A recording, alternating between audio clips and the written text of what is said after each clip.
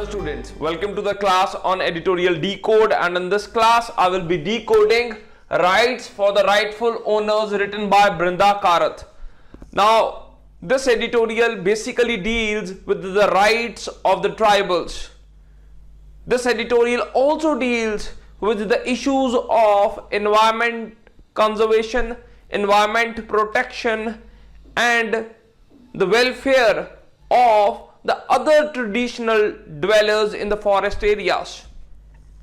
Now, in order to understand the relationship of the tribals with the forests and the relationship of the government with the forests and the relationship of government with the tribals, we need to understand what has been the history of this entire issue.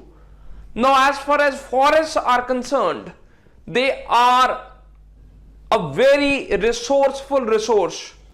The forests, they have embedded in themselves billions and millions of tons of metallic and non-metallic resources. Forests, they have embedded in themselves the resources in terms of forest wood, resources in terms of various types of plants that have a therapeutic value. So forests in themselves is a bountiful resource. Now, because it is a bountiful resource, there had always been an eye of the government to usurp these resources. There had always been an eye of the corporate class to usurp these resources. So various types of corporate interests, various types of governmental interests, and in the pre-independence era, the imperialistic interests, they had been playing an important role in usurping these forest resources. Now, Britishers, in order to have access to the forest resources, they passed an act, and the name of the act was Indian Forest Act 1923. Now, at the phase of this act was passed in order to conserve the forest resources, in order to preserve the forest resources. But the basic intent, but the basic cause of passing this act, that is Indian Forest Act 1923, was to usurp the forest resources, was to nationalize the entire forest resources. So the government had a direct relationship of usurpation of the forest resources. So the key word here is usurpation. And another key word in this entire episode is the disregard, is the indifference towards the tribal dwellers. No concern was basically shown to the livelihood of the forest dwellers. Their rights were neglected, their rights were negated, their rights were not taken into consideration. So a direct relationship was maintained between the government and the forests, and this entire thing, this entire relationship has sustained till 2006. Even in independence era, government had not institutionalized a mechanism whereby the rights were conferred onto the tribal dwellers. So the rights were never conferred onto the tribal dwellers till 2006. Even Wildlife Protection Act 1972, this is a legislation that was passed in independent era. But this legislation also provides for the bureaucratic setup with respect to the forest resources. It was the bureaucracy that was to decide about what rights should be conferred to the forest dwellers. Now, why it is important to confer rights to the forest dwellers? It is important in the name of the human rights. It is important in the name of preserving and conserving the environment. Now, if the rights will not be conferred to the forest dwellers, it will lead to the plundering of the forest resources. Now, who will plunder these forest resources? These forest resources will be plundered by the corporate class. Now, how will they be plundering these forest resources? They will be extracting the resources in the form of mining. They will be extracting the wood by resorting to deforestation. So it is important not only for the preservation of the human rights, but also the preservation of the nature, for the preservation of the biodiversity, for the preservation of the ecology. It is also important to thwart, to stop over anthropocentrism. It is important that the man should not be exerting overtly over these forest resources. Now, in 2006, a watershed legislation, a transcendental legislation was passed. And what is the name of this legislation? It is the Forest Rights Act. It is the tribals and the other traditional forest dwellers Act.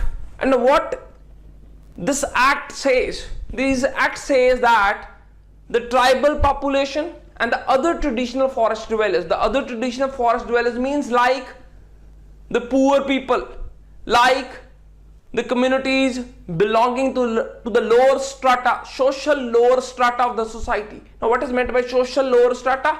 It means specifically the Dalits. Now, if the Dalits, they are residing in these forest areas, they should be given the right to cultivate the forest land. They should be given the right to use the minor forest products. The keyword is minor forest products here. So basically, this Forest Right Act in 2006, very important period, 2006, with respect to the tribal rights. So after 2006, certain rights were conferred on to the forest dwellers. And this legislation is also has also brought a big change. A change from the bureaucratic form of administration to the participative form of administration. Now, how this has brought about a transition?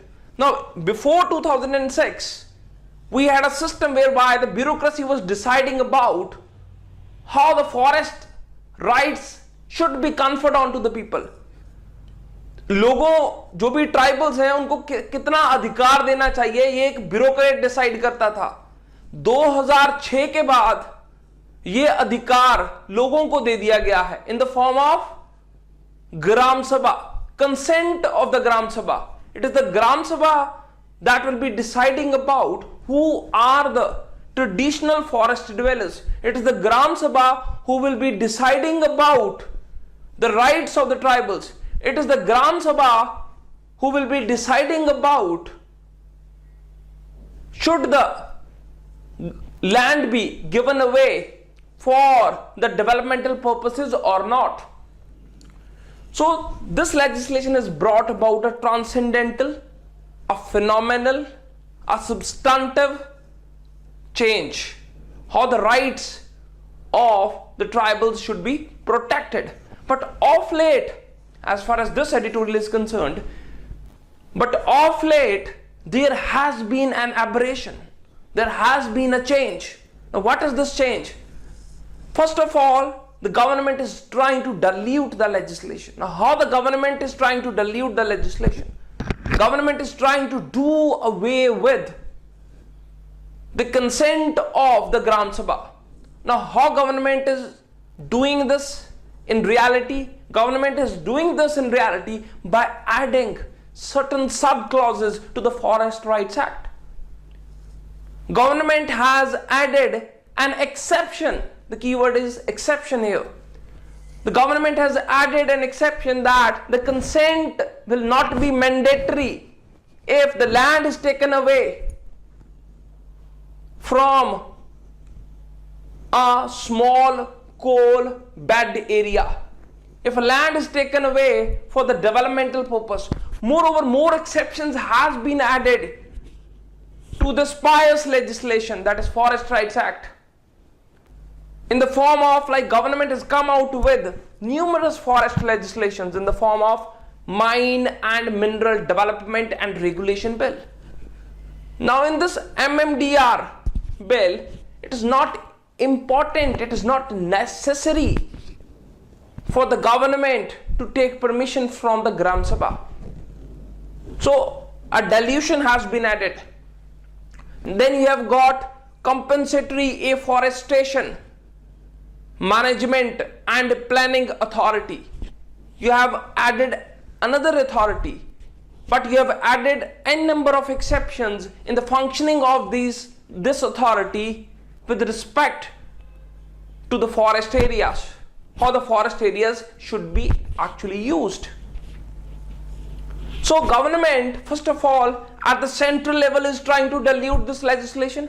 At the second level, it is the state governments. Now the state governments of Jharkhand, the state governments of Maharashtra, state governments of Andhra Pradesh, the state government of Telangana. Now these state governments, they are coming up with exceptions. They are trying to add exceptions to this Forest Rights Act 2006. And at the third level, another conspiracy is going on. Now what is this conspiracy? This conspiracy is again the intrusion of the bureaucracy with respect to the government, with respect to the forest rights, and with respect to the traditional forest dwellers. It is the bureaucracy that has again begun to play a role in deciding about who is a traditional forest dweller, who is a tribal, should a particular tribal have an access to a piece of land or not. Generally called as patta. Now what is meant by patta? Patta means a land written in someone's name. Now it is the bureaucracy who is deciding about whether a person is a traditional forest dweller or not. So there has been cases of rejection of ownership, rejection of dwelling the forest areas.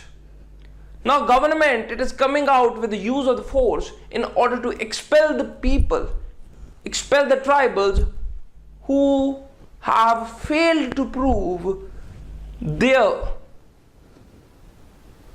homeland as the forests. Government is intruding. Government is calling this entire episode as a law and order problem for the people who have failed to prove that they are the traditional forest dwellers. So basically, in which direction we are moving? Basically, we are moving to the pre-colonial era or the colonial era, where the rights of the forest dwellers were not protected, where the forest was just seen as a bountiful resource, where the government had tried to nationalize the forests, where the government had tried to negate the forest. So something positive that was introduced by this Forest Rights Act, the government is trying to dilute it with exceptions, with added rules and regulations, and by enacting supplementary acts. Now for more, you can just read the Brainy map on this editorial on our website brainyias.com. For more, you can also read the note on this entire editorial. So this was all for the day. Bye bye, take care, have a nice day.